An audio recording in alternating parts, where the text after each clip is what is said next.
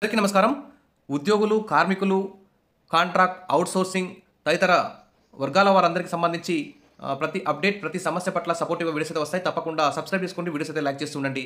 ఇక వివరాలకెళ్తే కేంద్ర ప్రభుత్వం జాతీయ కనీస వేతనాన్ని వెంటనే నిర్ణయించాలి అంటూ ఇక్కడ మనం న్యూస్ అయితే చూస్తున్నాం. ఎంతో కాలంగా ప్రతి ఒక్కరు కూడా కోరుకునేది ఇదే.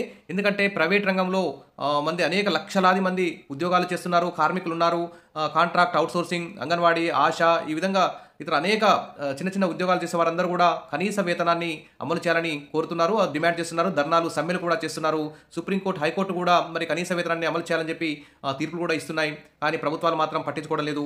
బడా కార్పొరేట్ కంపెనీలకు లక్షలాది వేల కోట్లలో మరి రుణాలు కూడా మాఫీ చేస్తున్నారు. లక్షల కోట్ల భూమి కూడా దారాదత్తం చేస్తున్నారు. అనేక సబ్సిడీలు అందిస్తున్నారు.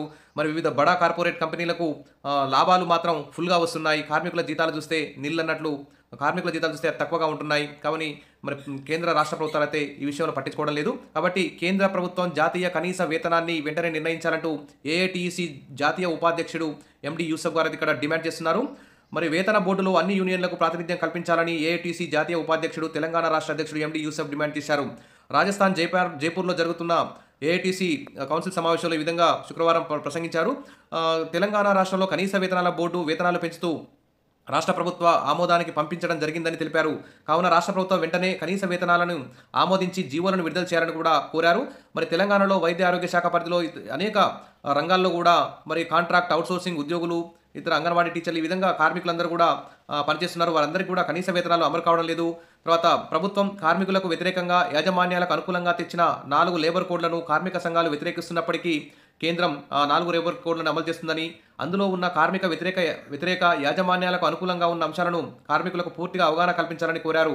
అవుట్‌సోర్సింగ్ కాంట్రాక్టు ఉద్యోగుల సర్వీస్ రెగ్యులరైజ్ కోసం పోరాటాలు నిర్వహించాలని చెప్పారు. తర్వాత ఇక కార్మిక హక్కులపై మోడీ దాడి, నియంతృత్వ పోకడలను ఐక్యంగా ప్రతిఘటించాలంటూ సిఐటియు అఖిల భారత ప్రధాన కార్యదర్శి తపన్ సేన్ ఇక్కడ డిమాండ్ చేస్తున్నారు. జూలై 9న సార్వత్రిక సమ్మె, కార్మికులందరూ భాగస్వాములు కావాలి. తెలంగాణలో బంద్ను తలపించాలి. లేబర్ కోడ్లను రద్దు చేయాలి. హైదరాబాద్లో సిఐటియు రాష్ట్ర నూతన కార్యాలయం స్మారక కేంద్ర ప్రారంభంలో ఈ విధంగా డిమాండ్ అయితే చేయడం జరిగింది. ఇక యువ కార్మికుల్ని సంఘటితం చేయాలంటూ బివి రాఘవులు, బలమైన పోరాటాలు నిర్మించాలంటూ కె హేమలత ఇక్కడ డిమాండ్ అయితే చేస్తున్నారు.